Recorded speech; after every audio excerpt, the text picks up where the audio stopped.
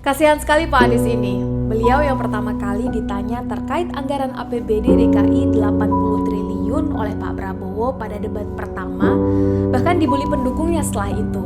Namun dianggap menyerang personal ketika balik bertanya pada debat ketiga terkait situs Kemenhan yang justru kebobolan hacker.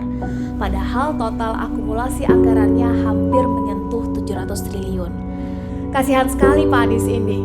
Beliau dibully karena bertanya terkait kesejahteraan prajurit, sementara Menhannya menguasai 340.000 hektar lahan negara. Padahal pertanyaan yang sama, bahkan lebih personal, sudah pernah Pak Jokowi tanyakan dalam debat Pilpres 2019. Bahkan Pak Jokowi menyampaikan yang jauh lebih personal dari itu. Kasihan sekali Pak Anies ini.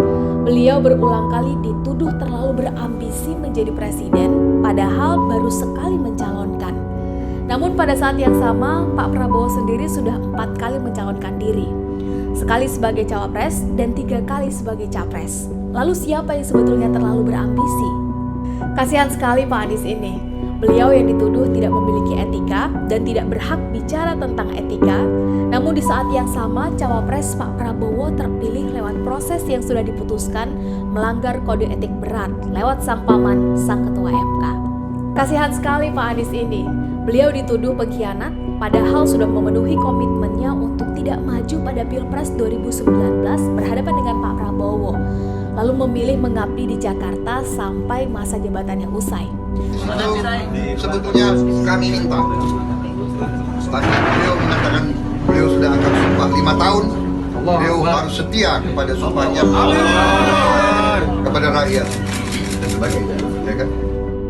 Ini yang Anda maksud, Mas Anies? Ya, jadi ketika kita berbicara itu konteksnya 5 tahun kemarin.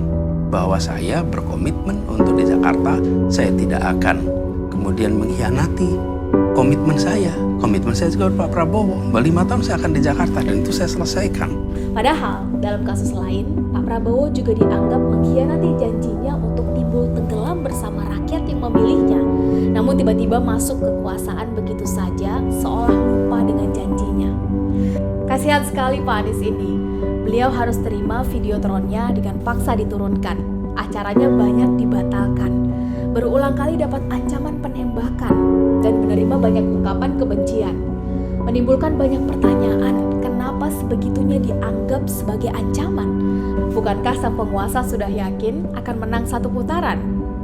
Yang jelas semua ini tentu harus dihentikan. Ketidakadilan dan perbedaan perlakuan tidak boleh terus dibiarkan.